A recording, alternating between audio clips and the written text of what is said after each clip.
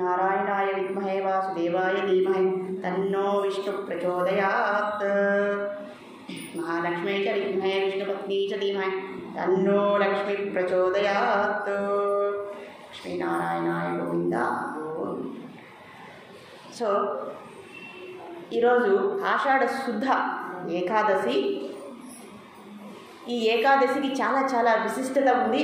మనకు సంవత్సరంలో 24 ఏకాదశులు వస్తాయి.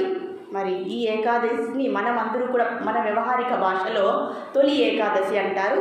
పూర్వకాలం మనకు అన్ని కాలం సరిగా క్యాలెండర్ గురించి అవగాహన లేదు కనుక అప్పుడు తొలి ఏకాదశి నుంచినే ఆ సంవత్సరం అనేది మొదలయ్యేది అని అందరూ కూడా అలాగే తీసుకునేవారు. కనుక తొలి ఏకాదశి నుంచి కూడా మనకు అన్ని పండుగలు కూడా ప్రారంభమవుతాయి. మరి గణపతి చతుర్థి కానీ ఇంకా అన్ని పండుగలు మొదలవుతాయి. అందుకన్నా ముందుగా చాలా చాలా పండుగలన్నీ కూడా మనం ఈ ఏకాదశిని బట్టే మనం అన్నీ కూడా లెక్క వేసుకోగలుగుతూ ఉండేవాళ్ళము. మరి అన్ని ఏకాదశులు ఉన్నాయి. మరి తొలి ఏకాదశి కూడా ఉన్నది. 12 నెలలో 24 ఏకాదశులు అనే ఏకాదశి అంటే వ్రతాలన్నిటికంటే గొప్పది ఏది అంటే ఏకాదశి మహావ్రతం అనే చెప్తారు మరి శాస్త్రం ప్రకారము. మరి ఏకాదశి వ్రతాన్ని మనందరికీ అవగాహన ఉందని మేమందరూ భావిస్తూ ఉన్నాము. ఏకాదశి రోజు తప్పకుండా మనము ఒక మంచి ఉత్సవంగా ఒక వ్రతంగా, ముఖ్యంగా మహిళలు కానీ అందరూ కూడా చిన్నపిల్లలు కూడా అందరూ కూడా అది వ్రతంగా మనం దాన్ని ఆచరిస్తే సరిపోతుంది అని అంటారు. మరి ఈ ఆషాఢ శుద్ధ ఏకాదశి తొలి ఏకాదశి లేదా శయన ఏకాదశి. శయన అంటేమి పడుకోవడం. శయన ఏకాదశి పడుకొని ఉండేవారు ఎవరు అని ఇక్కడ చెప్తున్నారు. శ్రీమన్నారాయణుడు మనందరికీ తెలిసిన విధంగా ఈ చాతుర్మాస వ్రత అనేది కూడా స్టార్ట్ అవుతుంది. చాతుర్మాసం అనేది మొదలవుతుంది. అంటే ఆయన ఏం చేస్తారంటే యోగ నిద్రలోకి వెళ్ళిపోతారనమాట. ఈ మొత్తం ఈ 4 నెలలు కూడా ఆయన యోగ నిద్రలోకి వెళ్ళి ఆయన చేయవలసినటువంటి ఏమి చేయరనమాట. ధ్యానం చేసుకుంటూ ఉంటారు. ఆయన కూడా ధ్యానం చేసి ఈ లోక వ్యవహారాలు, ఈ సృష్టి వ్యవహారాలు, ఈ బాధ్యతలన్నీ కూడా మన అమ్మవారికి దుర్గాదేవికి అప్పగించి ఈ బాధ్యతలన్నీ ఈ విశ్వం యొక్క లోక కళ్యాణం యొక్క బాధ్యతలన్నీ కూడా అమ్మవారికి అప్పగించి స్వామివారు ఈ 4 నెలలు కూడా లక్ష్మీ అమ్మవారితో సహా ఆయన యోగ నిద్రలోకి వెళ్ళిపోతారు. కనుక చాలా చాలా మంచి పవిత్రమైన విశిష్టమైనటువంటి ఈ ఏకాదశి. కనుక ఈ ఏకాదశి యొక్క ప్రాముఖ్యత ఏంటి? ఈ ఏకాదశి ఈ చాతుర్మాసంలో మనం చేయవలసినటువంటి ఈ వ్రతంతో పాటు శ్రీ గో పద్మ వ్రతం అనేది కూడా ఉంటుందండి. ఈ వ్రతాన్ని కూడా శాస్త్రయుక్తంగా ఎవరైతే ఆచరిస్తారో వారికి చాలా చాలా గొప్ప ఫలితం ఉంటుంది అని ఇక్కడ ఆ గోపద్మ వ్రతం గురించి కూడా మనకు శాస్త్రాలు మనకు పేర్కొన్నాయి. కనుక మనకు వీలైన వాళ్ళు ఇదేం పెద్ద పద్ధతి ఏం కాదు, కష్టమైనటువంటి నిబంధనలు అయితే లేవు. మామూలుగా మనం ఏకాదశికి ఎలా ఆచరిస్తామో అలా ఆచరించుకుంటే సరిపోతుంది. అంటే ఆసక్తి కలిగిన వారు ఈ వ్రతాన్ని కూడా చేయవచ్చు. ఈ వ్రతాన్ని ఎలా చేస్తారు, దాని ఫలితం ఏంటి, ఫలశ్రుతి కూడా ఇక్కడ చెప్తూ ఉన్నారు. అలాగే చాతుర్మాస వ్రతం గురించి కూడా కొద్దిగా అవగాహన అనేది ఈరోజు మనం చర్చించుకున్నాము. మరి ఎప్పుడైతే విష్ణుమూర్తి ఆయన పాలకడి అంటే ఆయన ఏమంటారు, శేషశాయి అంటారు కదండి. ఆయన పాలకడిలో పాల సముద్రంలో ఆయన ఎలా పడుకుంటారంట, దక్షిణం వైపు కుడి చేయిని తల కింద పెట్టుకొని ఆయన యోగ నిద్రలోకి వెళ్ళిపోతారు. మనందరికీ అవగాహన ఉందండి యోగ నిద్ర అంటే ఏంటి, మెడిటేషన్ లేదా ధ్యానం అంటే ఏంటి అనేది మనకు అర్థమవుతూ ఉంది. అలాంటిదే స్వామివారు కూడా యోగ నిద్రలోకి వెళ్ళి చేస్తారు. కనుక మనం కూడా ధ్యానం అనేది ఈ చాతుర్మాసంలో అంటే ముఖ్యంగా అంటే మిగతా మాసాలలో చేయకూడదని కాదు, ముఖ్యంగా స్వామివారు ధ్యానంలో ఉంటారు, మనం కూడా ధ్యానం అంటే ఎవరిని ధ్యానించాలి, ఆ భగవంతుడినే మనం ధ్యానించాలి. కాబట్టి ఆ భగవంతుని ఆరాధన చేయమని భగవంతుడే ఇక్కడ మనకు ఆ శ్రీమన్నారాయణుడే మనకు చెప్తున్నారు. కనుక విష్ణుమూర్తి ఎప్పుడైతే ఆ యోగ నిద్రలోకి వెళ్ళిపోతారో అప్పుడు రాత్రి సమయం కూడా ఎక్కువ, మనకి ఇప్పుడు పగలు కంటే కూడా రాత్రి సమయం ఎక్కువ అవుతుందండి. కనుక మన నిద్ర కూడా కొద్దిగా నిద్రా సమయం కూడా కొద్దిగా పెరుగుతుంది. కనుక మనం పగలంతా కూడా ఎక్కువ ధ్యానము, జప తపాదులు మనం చేసేటటువంటి నామస్మరణ, కలియుగంలో మనం ఏం చేస్తామంటే అన్నిటికంటే గొప్పది నామస్మరణ. మనం ఆ ధ్యానంలో నామస్మరణ చేసుకున్నా సరిపోతుంది. ధ్యానం అంటే ప్రత్యేకంగా అంటే మనం ఆచరించే పద్ధతులు అన్నీ ఉన్నాయి.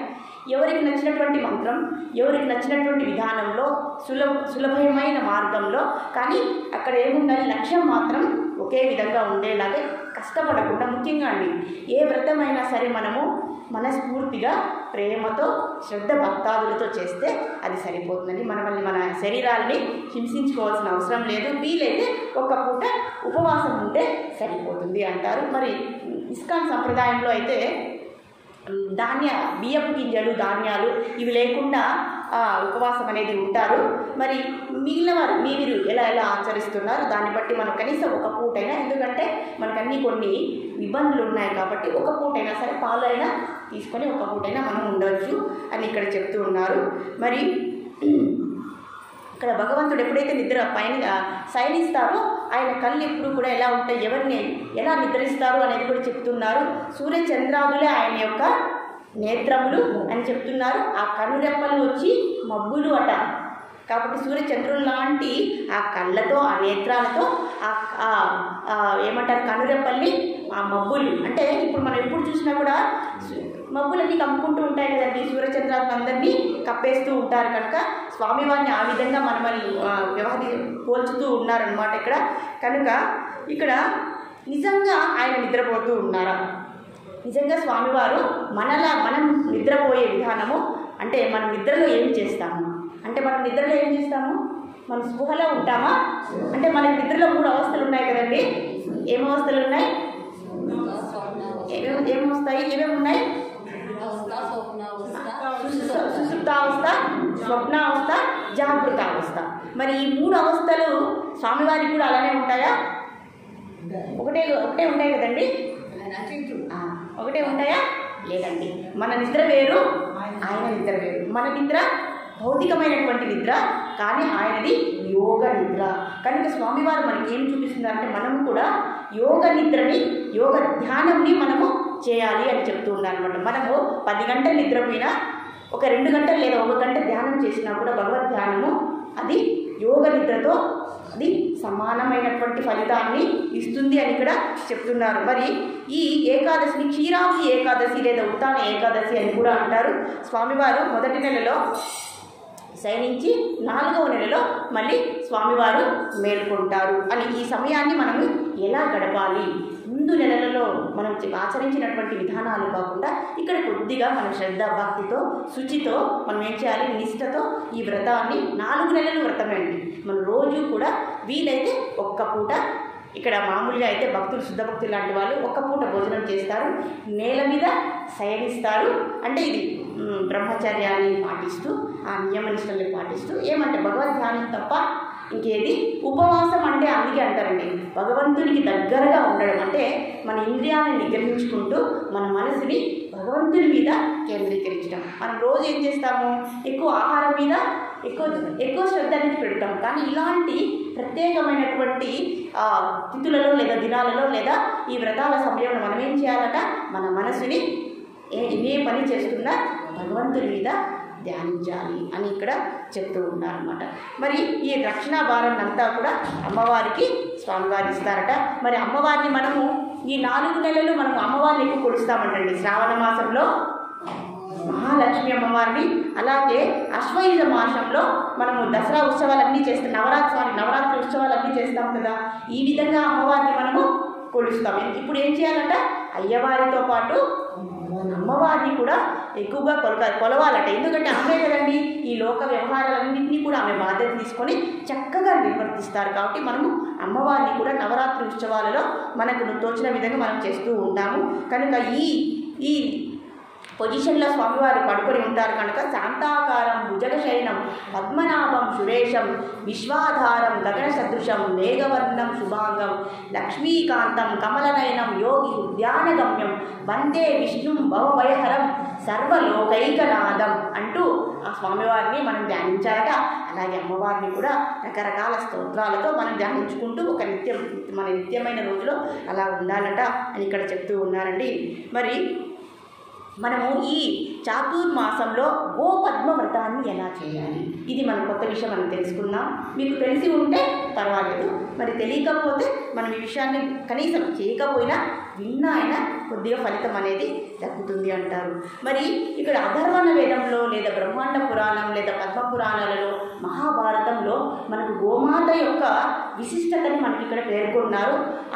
ఆ పురాణాలే గోమాత గురించి సకల దేవతలు కూడా గోమాతలో నెలకొని ఉన్నారు కనుక గోమాతను కూడా అర్చించాలట, ధ్యానించాలట, ఆరాధించాలట ఈ మాసంలో. ఇవన్నీ కూడా చాలా సులభమైన మార్గాలండి మనకు. ఎందుకంటే భగవంతుణ్ణి మనము సంతుష్టం చేయడం అనేది అంత సులభమైన పని కాదు. కనుక ఏం చేయాలి, భగవంతుని భక్తులు ఎవరైతే ఉన్నారో వారిని మనం ఎక్కువ సేవించామనుకోండి, భగవంతుడు సులభంగా మనం ఆయన కృపని మనం పొందవచ్చు. కనుక ఆయన భక్తులు ఎవరైతే ఉన్నారో వారిని ఎక్కువగా సేవించాలట. మరి ఇక్కడ చెప్తున్నారు గోమాతలో 33 కోట్ల దేవతలు కూడా నెలవై ఉంటారట. మరి ఇక్కడ చెప్తూ ఉన్నారంటే ముఖమందు ఏమున్నాయట అంటే గోమాత యొక్క ముఖంలో వేదాలు ఉంటాయంట. ఆ చతుర్వేదాలు ఉన్నాయి కదండి, ఆ 4 వేదాలు నెలకొయి ఉంటాయట గోమాత యొక్క ముఖం యందు. మరి కొమ్ముల యందు హరిహరుడు శివకేశవులు ఇద్దరు ఉంటారట. మరి ఇలా నలాటం అంటే నుదురు మీద ఈశ్వరుడు ఉంటారట గోమాత యొక్క నుదురు మీద. ఇలా అలాగే కర్ణములు యందు అశ్విని దేవతలు అంటే మనకు జ్ఞానాన్ని ఇచ్చేటటువంటి దేవతలు ఉంటారట. అలాగే నేత్రాలు సూర్యచంద్రాదులు, గోమయము, గోమూత్రం. ఇంకొక విషయం అండి, ఈ వ్రతాలలో ఎప్పుడు వ్రతాలైనా సరే ఎలాంటి హోమాలు పూజలైనా సరే గోమయము గోమూత్రాన్ని మనం ఎక్కువగా తీసుకుని శుద్ధి చేయాలట. అలా అయితేనే మన యొక్క ఆ వ్రతం అనేది పరిపూర్ణం లేదా శుద్ధి చెందుతుందట. మొదట మన వ్రతాన్ని ఆచరించేటప్పుడు గోమయంతో కానీ గోమూత్రం 2 ఉపయోగించి శుద్ధి చేయాలట. అప్పుడే అది శుద్ధి చేసినట్లు అనమాట. అంతేకాని మనం నీట్గా శుభ్రం చేసేసాము అంతా శుభ్రం అయిపోయింది అని అనుకోవడానికి లేదు. మన సందేహ నివృత్తి కోసం మనం ఏం చేయాలి, పరమ పవిత్రమైనటువంటి ఆ గోమయాన్ని రెండింటినీ తీసుకుని శుద్ధి చేసి మరి వ్రతారంభాన్ని చేయాలట. కనుక ఎప్పుడైతే గోమాతను ఆరాధిస్తామో సమస్త పుణ్యక్షేత్రాలలో సమస్త తీర్థాలలో మనం ఎప్పుడైతే వారిని ఆరాధిస్తాం అంటే సమస్త పుష్కరాలలో లాంటి పుణ్యతీర్థాల్లో మనం మునిగితే ఎంత ఫలితం వస్తుందో, సమస్త దేవతలను కొలిస్తే ఎంత ఫలితం వస్తుందో అంత ఫలితం వస్తుందట. గోమాతని ముఖ్యంగా ఈ చాతుర్మాసంలో అంటే మిగిలిన మాసాలన్నీ మనం ఎగ్గొడదామని కాదు, కార్తీక మాసం కూడా చెప్తారండి. అప్పుడు కూడా తులసి మాతని గోమాతని మనము ఎక్కువ ప్రాధాన్యత ఇచ్చి ఆరాధించాలట. సులభంగా భగవంతుని యొక్క చరణార విందాన్ని మనం ఆశ్రయించాలటే అని ఇక్కడ చెప్తూ ఉన్నారనమాట. మరి ఆ రోజు ఏం చేయాలట, ఎప్పుడైతే గోశాల మనకు ఇప్పుడు గోశాలలు ఉండడం అనేది చాలా కష్టమైపోతూ ఉందండి. ఎక్కడైతే మనకు దగ్గరలో గోశాల ఉందో లేదా మన ఇంట్లోనే ఉందనుకోండి ఇంకా మంచిదన్నమాట. ఆ గోశాలకు వెళ్ళి ఆ గోశాలని మొత్తం శుద్ధి చేసి అక్కడ ఏం చేయాలంట, బాగా ఈ గోమయంతో బాగా అలిగి 33 తామర ముగ్గులు వేయాలంట. ఈ వ్రతంలో ముఖ్యంగా మొత్తం శుద్ధి చేసి 33 తామర పుష్పముల ముగ్గులు వేయాలట. వేసిన తర్వాత ఏం చేయాలి, పసుపు కుంకుమలతో అలంకరించి పూలతో అలంకరించి అలాగే వాయనాల కోసం మనం ఏవైనా పెట్టచ్చండి. ఇక్కడ అప్పలాలు అని ఇచ్చారు, ఏదో ఒక దాన్ని మనం తీసుకొని ఒక్కొక్క ముగ్గు మీద అంటే 33 ముగ్గుల మీద పెట్టాలట. మనం ఏవైతే మనం వాయనాలుగా ఇవ్వాలనుకుంటున్నామో అలాంటి పదార్థాలు నైవేద్య పదార్థాలు మాత్రమే అందులో ఉంచి మధ్యలో ఏం చేయాలట, బియ్యం పిండితో మధ్యలో ఒక ఆసనాన్ని తయారు చేసుకొని అందులో శ్రీ లక్ష్మీనారాయణుడు యొక్క అంటే లక్ష్మీ ఉండాలి, లక్ష్మీదేవి ఉండాలి, శ్రీమన్నారాయణుడు ఇద్దరు కలిసినటువంటి మూర్తిని మధ్యలో ఉంచి ఆరాధించి సకల స్తోత్రాలన్నీ చేసి అక్కడ ఏం చేయాలి, అవన్నింటినీ కూడా దక్షిణాది తాంబూలాలతో మన ఒక మంచి శుద్ధమైనటువంటి ఆ గొప్ప విశిష్టత కలిగినటువంటి ఆ బ్రాహ్మణుడికి ఈ వాయనాల్ని మనం సమర్పిస్తే మనకు గొప్ప ఫలితం దక్కుతుందట. అది మన సకల అభీష్టాలన్నీ తీరిపోతాయి. కనుక ఈ వ్రతం పెద్ద కష్టమైనదైతే కాదు, మనం వీలైతే మనం అందరూ కలిసి కూడా ఆచరించవచ్చు. ఒక్కసారైనా ఈ వ్రతాన్ని చేయడానికి అమ్మవారు ఒకవేళ ఆసక్తి చూపితే మనం కూడా ఈ వ్రతాన్ని మనము చేసి మనందరూ కూడా సత్ఫలితాన్ని పొందుదాం. సత్ఫలితాలు అంటే ఏం లేదండి, మమ్మల్ని భక్తిలో ముందరికి తీసుకెళ్ళండి. ఆ భక్తి వల్ల వచ్చే ఫలితం మనకు కావాలి, కానీ మనకి ఎటువంటి ఐశ్వర్యాలు అవసరం లేదనేటువంటి ఆ స్వచ్ఛమైనటువంటి అవగాహన ఉంది కదండి. భగవద్గీత అందుకే కదా మనం ఆర్జిస్తున్నాము. కనుక అట్లాంటి మనం ఇప్పుడు కూడా భక్తులు ఏమడగాలి తెలుసండి, భక్తే అడగాలి. అవునా కదండి, భక్తే కదండి. అన్నిటికంటే మాకు ఇంకొక విషయం ఏమి చేయాలి, భక్తి జ్ఞానంతో పాటు భక్తియుక్త సేవ.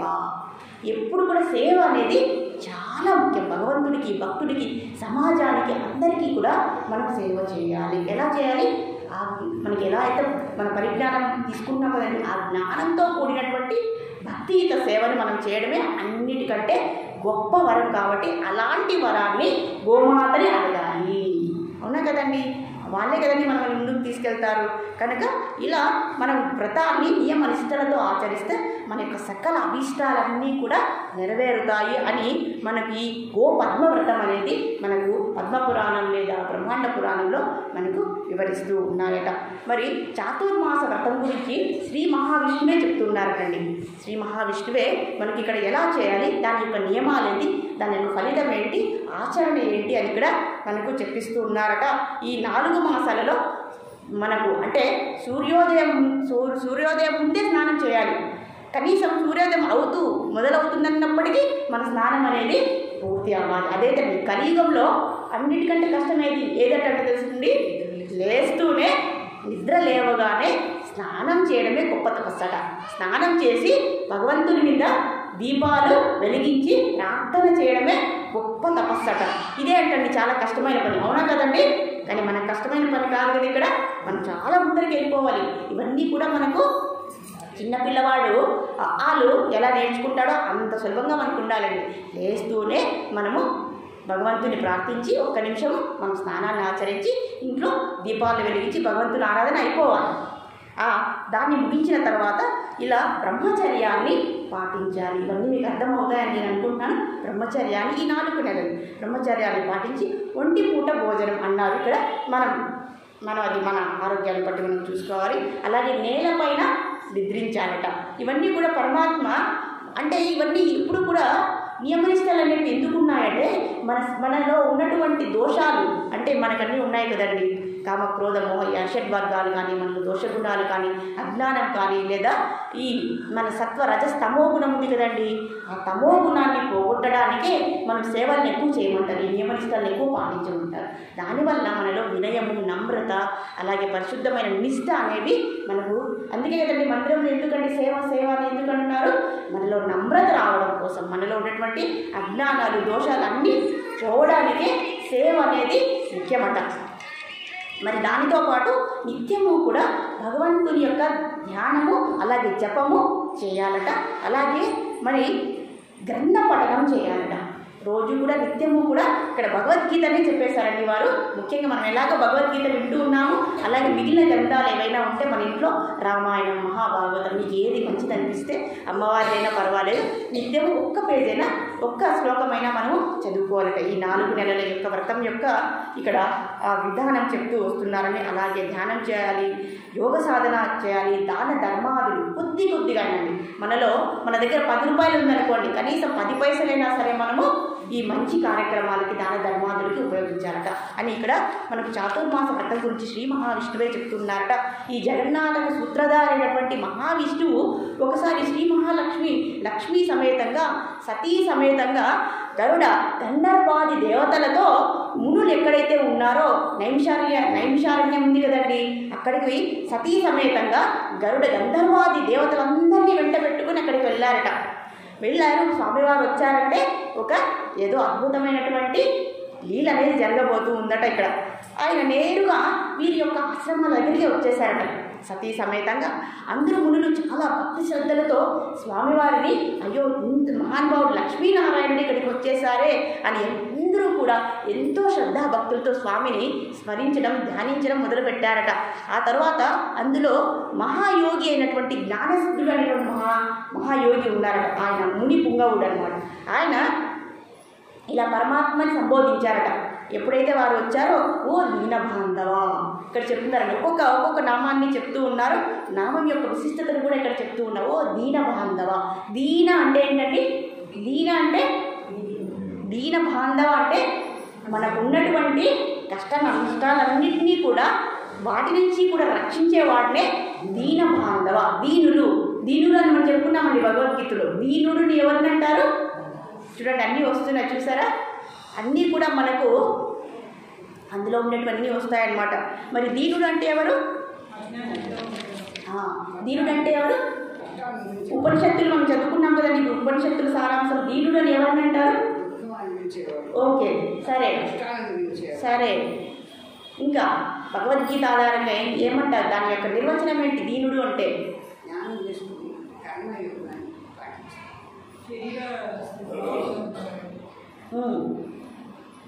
ఎవరైతే తన స్వస్వరూపాన్ని మరిచిపోయాడో, తన యొక్క నిజస్థితిని, తన అస్తిత్వాన్ని ఎవరైతే మరిచిపోయారో లేదా తెలుసుకోలేకపోతున్నారో, అవునా కదండి, మన శరీర స్థితి కాదు ఆత్మస్థితిని మర్చిపోయారో లేదా తెలుసుకోలేకపోతున్నారో లేదా భగవంతుడి నుంచి శాశ్వత బంధమైనటువంటి భగవంతుడిని మర్చిపోయారో అలాంటి వాడిని దీనుడు అంటారట. దీనుడు అంటే నాకేమీ లేదు, నాకు ఏ ఐశ్వర్యం లేదు అనేవాడిని కాదంట. దీనుడు అంటే తన అస్తిత్వాన్ని తెలుసుకోలేకపోతున్నాడా లేదా తన అస్తిత్వాన్ని మర్చిపోయాడా, తనతో భగవంతుడికి ఉన్నటువంటి సంబంధాన్ని మర్చిపోయిన వారినే దీనుడు అంటారని మనం చెప్పుకున్నాం కదండి. కనుక ఓ దీన బాంధవ అంటే నా అస్తిత్వాన్ని మర్చిపోయాను, మీరు జ్ఞానం ద్వారా నాకు మీకు ఉన్న సంబంధాన్ని మీరు గుర్తు చేస్తున్నారు. అలాగే ఇంకొక నిర్వచనం ఏంటి, ఈ కష్టాల నుంచి మమ్మల్ని రక్షించేవాడా, అంతే కదండి, అంత అర్థం వస్తుందట. మరి అద్వితీయుడు అని కూడా అంటారట అని జ్ఞానసిద్ధి ఆ మహాయోగి ఇలా సంబోధిస్తూ ఉన్నారట. అద్వితీయుడు అంటే ఏంటంటే భగవంతుని అద్వితీయుడు, ద్వితీయుడు అద్వితీయుడు అంటే ఏంటి, అంటే ఆత్మ అది ఒక్కటే ఏకాత్మకి భగవంతుడితో సమానమైన వారు కానీ భగవంతుడి కంటే గొప్పవారు కానీ ఎవరైనా ఉన్నారా? ఎవరు లేదు. ఉండేవారు ఒక్కరే పరమాత్మ అని చెప్పారు కదండి. ఈ దేవకి వసుదేవులు ఇద్దరూ కూడా ప్రార్థన చేశారట, తపస్సు చేశారు కదండి. వాళ్ళు ఎన్నో వేల సంవత్సరాలు. అప్పుడు వారు అడిగారట, అయ్యా మాకు మీలాంటి పుత్రుడు కావాలి అన్నారట. అమ్మ నాలాంటి పుత్రుడు ఎక్కడ ఉండడు, నేనే మీకు పుత్రుడిగా రావాలి అంటే ఇక్కడ ఏమర్థమైందండి, భగవంతుడి కంటే ఎక్కువైన వారు లేరు, భగవంతుడితో సమానమైన వాడు ఇంకొక రెండవ వాడు అనేది లేదు, ఉన్నది ఒకే ఒక భగవంతుడు అని. కనుక ఆయన ఎలా సంబోధిస్తున్నారు, ఓ అద్వితీయుడా అని ఇక్కడ చెప్తూ ఉన్నారనమాట. మరి సూర్య చంద్రాలను నేత్రాలుగా కలిగినవాడు నిరాకారుడు అని సంబోధించారు. కానీ నిరాకారుడు అని ఎవరిని అంటారు, ఆకారము లేనివాన్నే నిరాకారుడు అంటారట. Very good. మరి నిరాకారుడు అంటే ఏదో ఒక్క ఆకారము లేనివాడా అని అర్థమట. ఏదో ఇదే ఆకారం నాకు చూడండి, ఈ బాల్కి దీనికి ఒకే ఒక ఆకారం ఉంది కదండి, ఇంకొక ఆకారం దీనికి ఉందా? లేదు. మరి ఒక పాలనో నీళ్ళనో తీసుకుంటే దాని యొక్క ఆకారం ఏంటి, ఏ పాత్రలో వేస్తే ఆకారాన్ని దాల్చుతుంది. అలాగ పరమాత్మకు ఒక్క ఆకారం అనేది లేదటండి.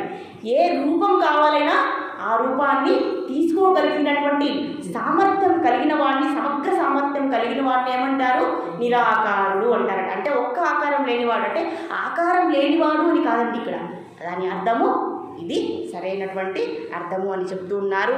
అలాగే సర్వజనులు నిన్ను పూజించేవాడా, లక్ష్మీపతి అంటే ఓ మాధవ అని అంటున్నారండి. ఇక్కడ చూడండి ఎంత బాగా సంబోధిస్తున్నారు భగవంతుని, ఓ మాధవ. మాధవ అంటే ఏంటండి, మనం ఒక్కొక్కటి చెప్పుకుంటూ వస్తున్నాం. ఆయన నామాలని ఆయన అర్థాలతో పాటు మనం తెలుసుకున్నాం అనుకోండి, ఇంకా మనం త్వరగా ముందరికి వెళ్ళిపోతామండి. ఆయన మీద మనకు ప్రేమ భక్తి అనేవి అవే వచ్చేస్తాయండి. కనుక భగవంతుని యొక్క నామాల యొక్క అర్థాన్ని తెలుసుకుంటేనే మనకు ప్రేమ అనేది, లేదా అంతే కదండి, ఒక వ్యక్తి గురించి మనకు తెలిస్తేనే కదా నచ్చుతారో లేదో అని తెలుసుకునేకి.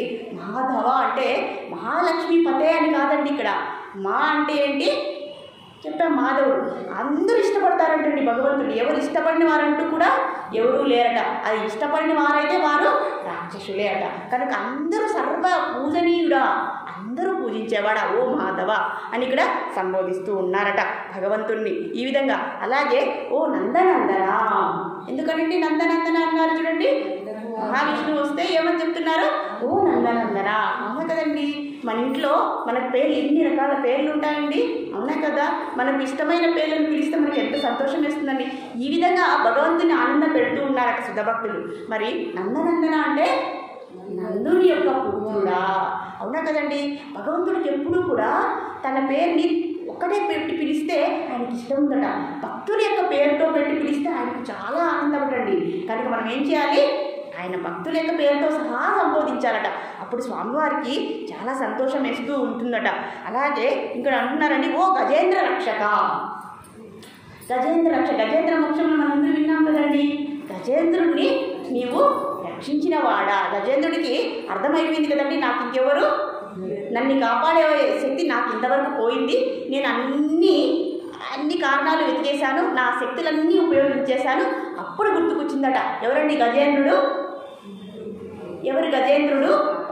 గజేంద్ర మోక్షం విన్నాం కదా మనం, ఇంద్రద్యుమ్న మహారాజు. అంతవరకు మర్చిపోయాడండి.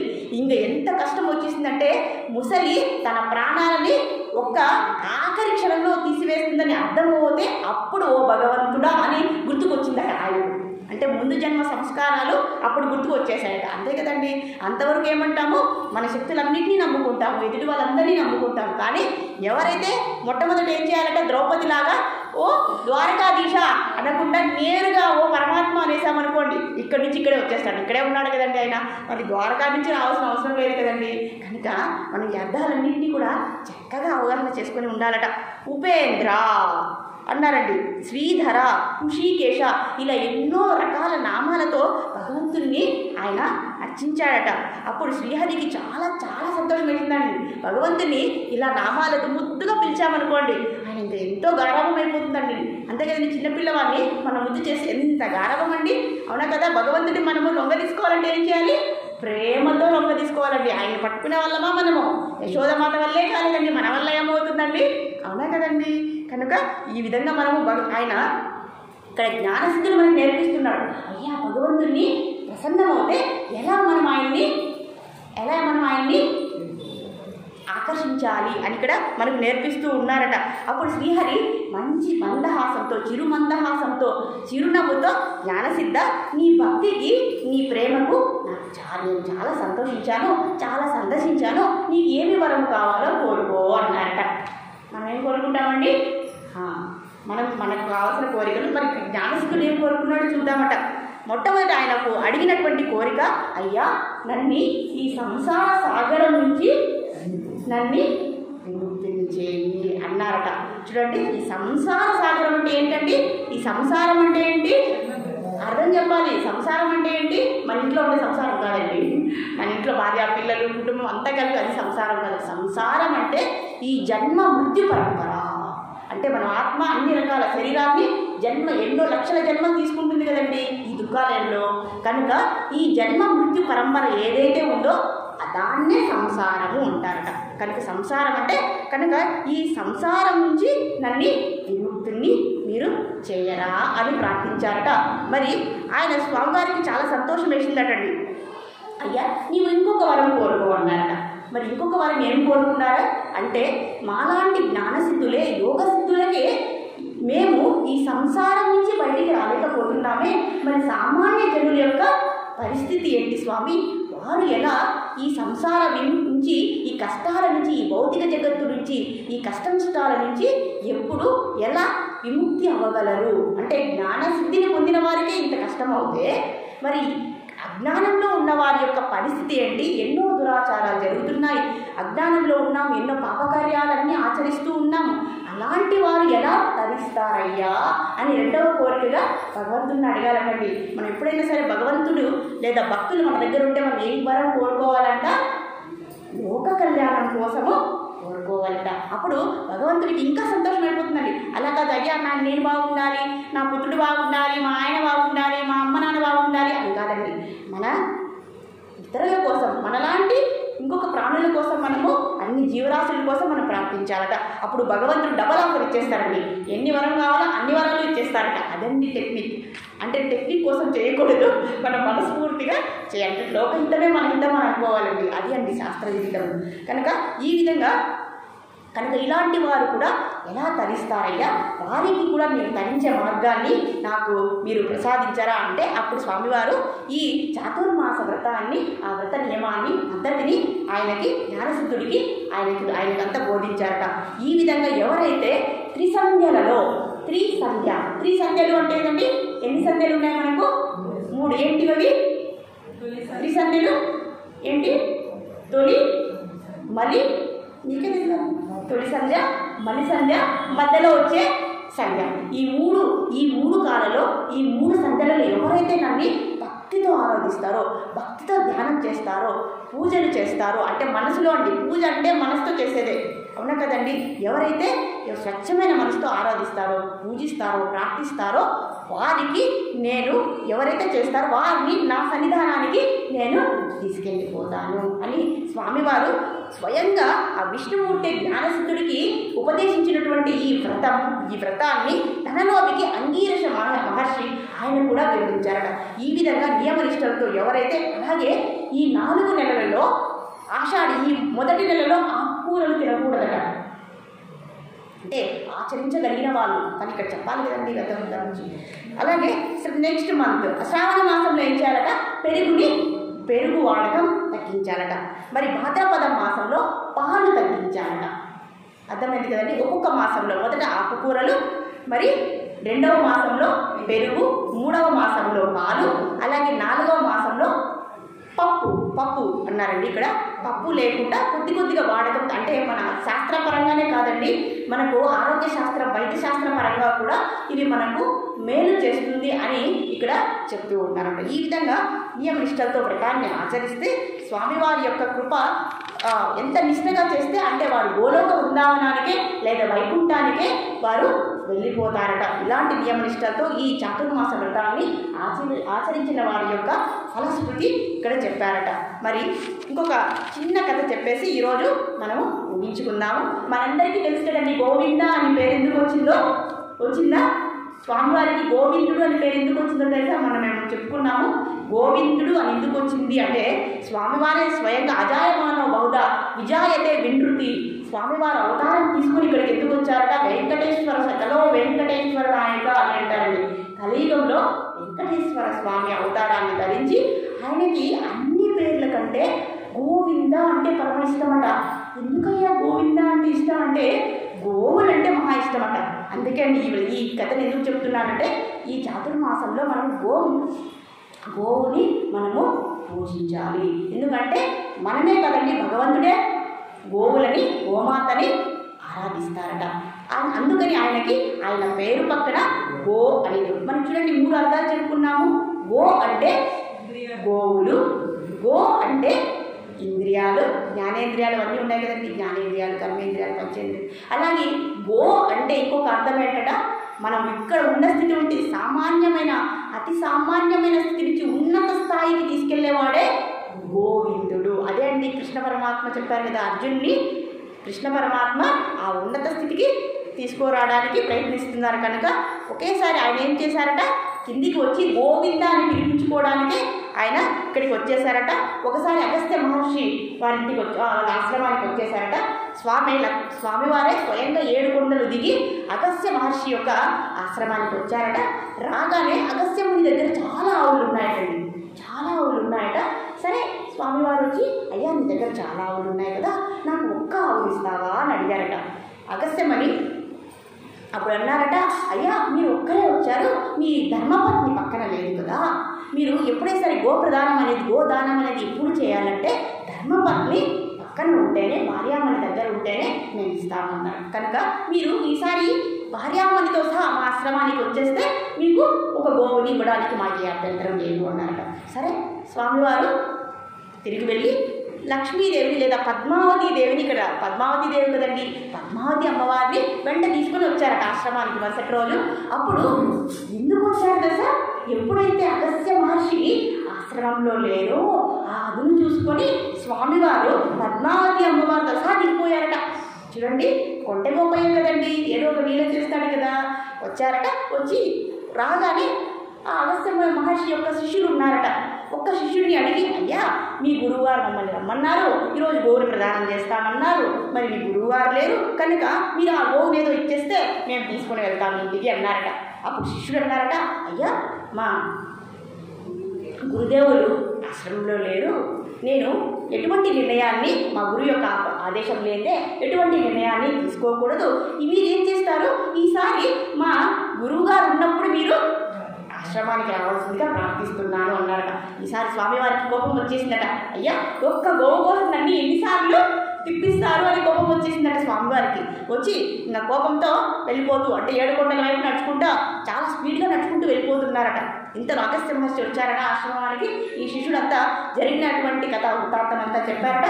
వెంటనే గురువర్యులకు చాలా భయం వేసిందట. అయ్యో రెండోసారి స్వామివారిని తిప్పేసని సరే ఒక గోవు తీసుకొని శిష్యులందరినీ తీసుకొని స్వామివారు ఎలా వెళ్తున్నారు ఆ వైపుకు వారు కూడా గబగబా నడుస్తూ ఉన్నారట.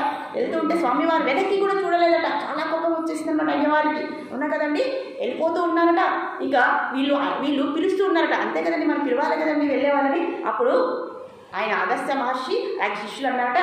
అప్పుడు గో పిలిచినట, స్వామి గోవు ఇందా, గోవు ఆవు, ఇందా ఇదిగో, స్వామి గోవు ఇందా, స్వామి గోవు ఇందా, స్వామి గోవు ఇందా అని పిలిచారట. అయ్యవారికి వినపడుతుందండి, ఎందుకు వినపడదండి అంతమంది కలిపి పిలిస్తే. కానీ వినట్లు వినపడనట్లు ఇంకా ఫాస్ట్గా అందరికి వెళ్ళిపోతున్నారట. వీరు మరీ గట్టిగా మరీ అరవసాగారట. ఓ స్వామి గోవిందా గోవిందా గోవిందా గోవిందా అంటూ ఉన్నారట. స్వామివారికి ఇంకా ఆనందం అయిపోయిందట. ఆలయం దగ్గరికి వచ్చేసిందట. స్వామివారి ఆలయంలోని ప్రవేశించి అదృశ్యమైపోయారట. చూడండి, అప్పటి నుంచి కూడా గోవింద అని స్వామివారికి ఎంత ఇష్టమనండి. 7 కొండలు దిగి వచ్చి గోవింద అనిపించుకోవడానికి వీళ్ళంతా చేశారట. కనుక స్వామివారికి ఇష్టమైనటువంటి గోవుని మనం అందరూ పూజిద్దామా? పూజించి ఆయన యొక్క మన దయని మనం పొందాలని మనందరినీ ప్రార్థిస్తూ హరే కృష్ణ కృష్ణ కృష్ణ హరే హరే, హరే రామ రామ రామ హరే హరే. శ్రీల ప్రభుపాద్కి, అనంత భక్తకోట బృందకి, సత్యసాయి